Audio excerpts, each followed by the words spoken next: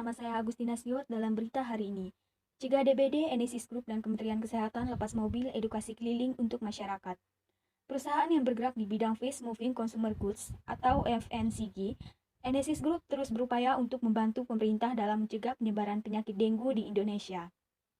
Upaya tersebut Enesis lakukan dengan mengadakan program mobil edukasi keliling. Adapun seremonial pelepasan mobil edukasi keliling dilakukan oleh Ketua Dewan Pembina Yayasan Enesis, Rian Tirta Yudhistira, bersama Wakil Menteri Kesehatan Republik Indonesia, Dr. Dante Saksono, dan Direktur Promosi Kesehatan dan Pemberdayaan Masyarakat, Dr. Imran Agus, pada Selasa, 5 Juli 2022. Selain itu, Enesis juga turut ambil bagian pada peringatan ASEAN Dengue Day 2022 yang berlangsung mulai Juli 2022 hingga Sabtu 20 Agustus 2022 yang bertepatan dengan Hari Nyamuk Sedunia.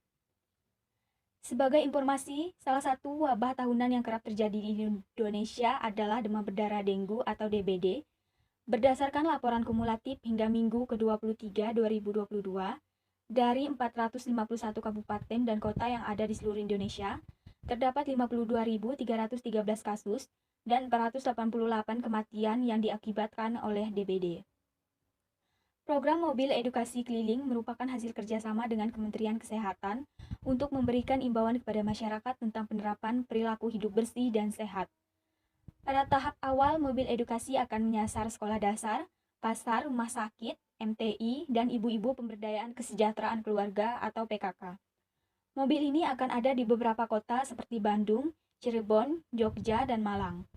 Secara bertahap, kami akan menyasar lebih dari 100 titik di seluruh Indonesia. Untuk penerapan PHBS, hal tersebut dapat dimulai dari hal kecil, salah satunya dengan membiasakan mencuci tangan dengan sabun. Demam berdarah dengue atau DBD merupakan penyakit yang disebabkan karena infeksi virus yang ditularkan dari nyamuk Aedes aegypti.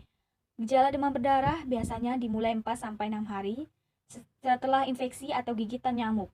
Beberapa gejala yang muncul yaitu demam berdarah tinggi secara mendadak, sakit kepala parah, nyeri sendi dan otot, mual muntah ruam kulit berupa bintik-bintik merah, biasanya muncul 2-5 hari setelah demam, pendarahan ringan atau mimisan gusi berdarah, dan mudah memar.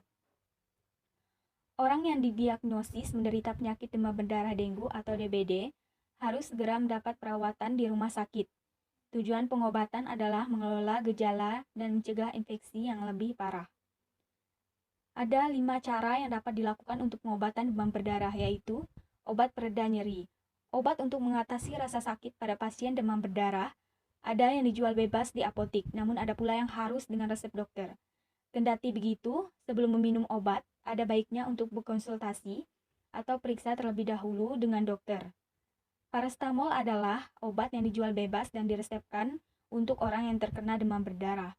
Paracetamol berguna untuk meredakan nyeri otot dan sendi, serta mengatasi lesu pada pasien demam berdarah. Obat paracetamol juga dapat menghambat pembentukan zat prostaglandin yang memicu demam dan nyeri. Yang kedua, terapi elektrolit. Kunci utama untuk menyembuhkan pasien demam berdarah yaitu meningkatkan asupan cairan, sehingga dalam beberapa kasus dibutuhkan terapi elektrolit. Cairan elektrolit merupakan fungsi penting bagi tubuh, antara lain memastikan kinerja saraf, otot, jantung, dan otak, melancarkan metabolisme, menyeimbangkan kadar air dalam tubuh, membawa nutrisi ke dalam sel, dan menjaga keseimbangan tingkat asam atau basa pH tubuh. Yang ketiga, transfusi darah. Virus dengue dapat menyebabkan penurunan jumlah trombosit. Menurut jurnal dengue yang ditulis Cameron P. Simons DKK, penurunan trombosit disebabkan karena proses mimikri molekuler imunologis yang berkembang selama infeksi atau invasi virus ke sumsum tulang. Yang keempat, konsumsi makanan sehat dan bergizi. Pemulihan pasien DBD akan berlangsung lebih cepat dengan meningkatkan konsumsi makanan sehat dan bergizi. Makanan kaya zat besi seperti daging sapi, sayuran hijau, kacang-kacangan, serta vitamin C sebaiknya dikonsumsi oleh para pasien demam berdarah. Buah-buahan seperti jambu biji, kurma, buah naga, hingga pepaya juga dapat membantu pemulihan demam berdarah. Yang kelima, istirahat dan tidur cukup. Sama seperti pasien seperti penyakit lainnya, penderita DBD harus beristirahat dan tidur cukup demi memulihkan tenaganya kembali. Sekian seputar berita hari ini, mari kita hidup bersih agar mencegah demam berdarah. Saya Agustina Siot, mohon pamit undur diri. Salam dan sampai jumpa.